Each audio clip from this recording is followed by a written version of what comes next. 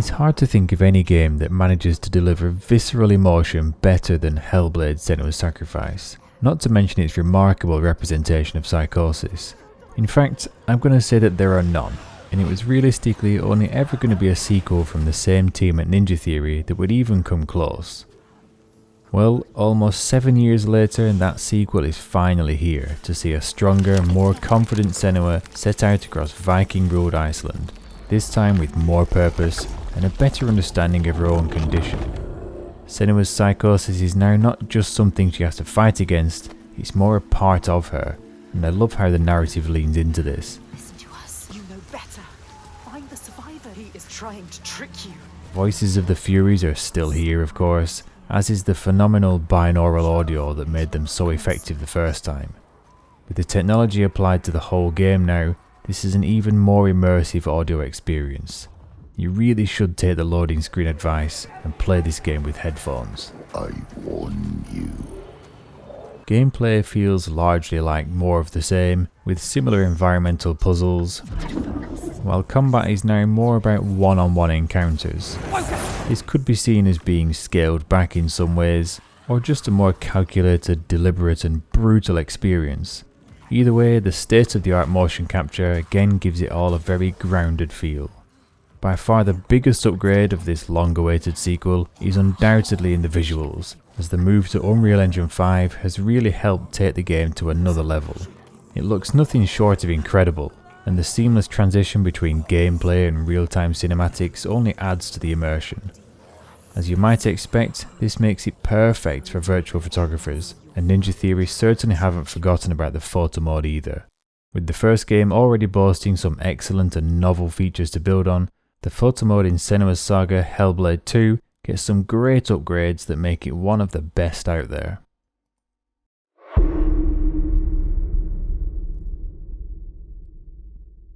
With the default shortcut of up on the D-pad, the photo mode is available at any time, and I do mean any time, including during those real-time cinematic sequences. There are a few exceptions where camera movement is locked or limited, but in most cases, you'll have the freedom to compose original shots with whatever is on screen. Camera controls use a natural combination of the analog sticks for lateral movement, pan and tilt, along with the triggers for vertical craning. If for any reason you don't like that, or just want to invert the y-axis, then the whole control scheme is fully customizable, something quite rare in photo modes. A fairly unassuming tabbed UI houses the 90-degree camera roll, as well as camera movement speed options. The 1000% boost is probably not all that necessary, given that the range is limited, although still reasonable, but the ability to slow it right down for fine adjustment is great for finessing a composition. When it comes to the optical characteristics of the camera, things do get quite interesting. The field of view ranges from 12 to 154 degrees to offer a lengthy zoom or an extremely stretched ultra-wide angle, while the number of focus options may need some explanation. An aperture f-stop value used to adjust the amount of foreground and background defocus and control the depth of field is just the start. Manual focus comes with both coarse and fine adjustments to set the distance, and a very helpful focus assistance option highlights the plane of focus with a vivid green line. Setting this to on or off will show or hide the line at all times, while auto will have it appear only when you adjust the focus and automatically disappear again after a few seconds. Autofocus is also available with a purple reticle on the screen that will snap the camera focus onto whatever it's aimed at. The reticle is in the center by default, though this is easily moved around with X and Y axis sliders that let you place it on a non-centered subject. In case that wasn't enough, there's even a third focusing option called Split Focal Plane. As the name suggests, this splits the plane of focus and shows two separate green lines across the scene. Each of these can then be set to different distances to mark the closest and furthest focal points, giving that extra level of control over exactly which areas of the shot are kept in and out of sharp focus. It's a very impressive setup, one that shows a great amount of thought around how people might actually use it, and yet another feature emphasizes that attention to detail. The lens simulates an effect called focus breathing, where the field of view changes slightly as the focus moves between near and far objects. This is a real-life effect, and it's totally unnecessary here really, but it's a fascinating inclusion and a sign of the level of authenticity that has been aimed for.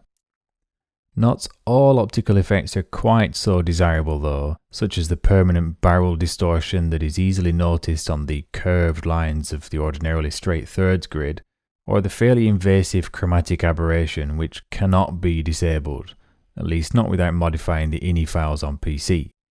That's better. Thankfully, things are more accommodating elsewhere, with alternate aspect ratios should you not be a fan of the cinematic 2.39:1 presentation, an adjustable amount and shape of the vignette, and the option to remove the full screen effects that occur at low health. A large number of filters with variable intensity also go some way to livening up the often demure colour palette. It's a shame though that these will override the separate temperature and tint sliders that are found on the first tab. To have a bit more of a significant effect, a host of special effects can dramatically alter the rendering of the game. Each one includes several different parameters to play with and can be used in subtle or quite surreal ways. My favourite is perhaps still the returning shatter, but I must say that the psychedelic magic effect is also a lot of fun. Just don't be afraid to try these out, because you will get different results in different circumstances. A little more grounded are the brand new character options that go well beyond a mere visibility toggle, with full 360-degree rotation and three-way positioning on the north, south, east, west and up-down axes, as they are called here. The range on these is not huge, at just under 20 centimeters on each, but it's still great to have the option to make subtle adjustments and fine-tune the position of characters. It's available separately for SENUA, her allies, and the enemies too, just in case you're wondering.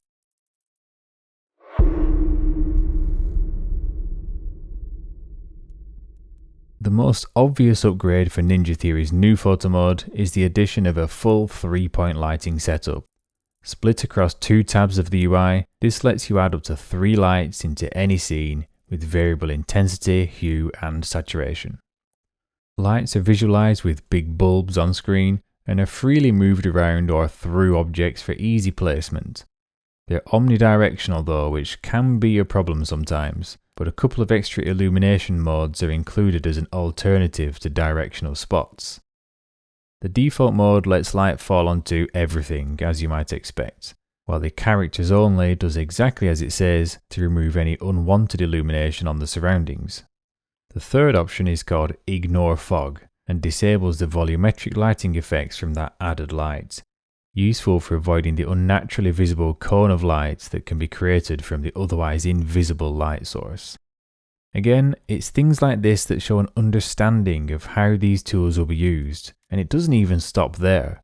Softness and range give more control over how harsh and far-reaching the lights are once placed, and an option to attach each one to the camera lets you move your whole setup around as you reposition for a slightly different angle or shot. It's hard to find much to criticize really. I suppose the recenter function on each light is a bit weird. It works as a percentage slider, presumably in case you just want to reset the position of light a little bit, but it's not something I've really found a use for. Actually, the photo mode lacks any sort of reset function, and that can get genuinely annoying, especially given the slow speed of each setting slider, but that's a small quality of life thing really. One thing I do miss is the ability to change settings while the UI is hidden, and I actually hate the fact that it resets to the top every time. On the whole though, this is an excellent photo mode, and one that can let you take full advantage of the outrageous visuals. Let it draw you in. Beautiful.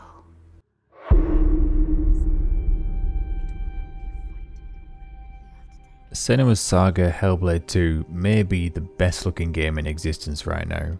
It's certainly a compelling demonstration of the capability of the UE5 engine. Everything is lit with outstanding realism thanks to the Lumen real-time lighting, both in-game and in the photo mode.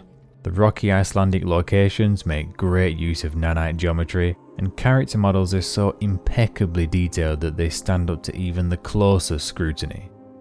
Things look so good in fact that some of the shots could easily be mistaken for being real, or at the very least something from a stylized full motion video sequence. In some way, I guess that's the point.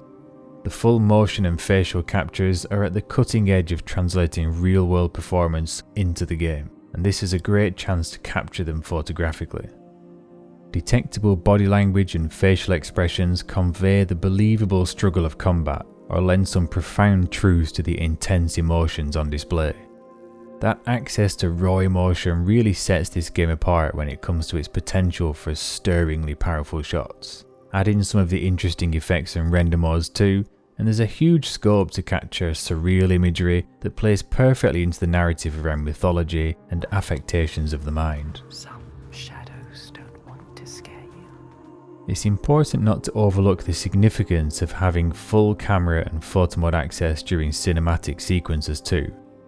Not only does it allow occasional peeks behind the curtain at how some scenes have been created, but it ensures that photographers have creative access to the most well-crafted moments. The downside, of course, is that you might end up seeing quite a lot of shots of those same moments. Still, in-game photography is at its best when it can be used to make derivative art from anything and everything that the game has to offer.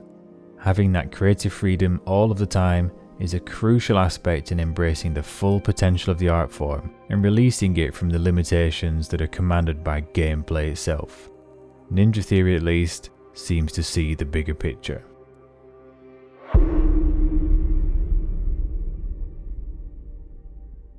It can be hard to identify true milestones in the development of an art, but this feels like it might be one. A photo mode that is not just a marked improvement on its predecessor, but one that shows an understanding of how and why it's going to be used. By giving people more of the tools they need, the resulting work will have more freedom and creativity. Simply put, other studios should be looking at SENUA'S Saga as an example of exactly what a photo mode should be. Thank you for watching. If you enjoyed the video, please do leave a like, a comment, and subscribe to the channel. And consider supporting me on Patreon, where you can find my new Lightroom photo mode presets.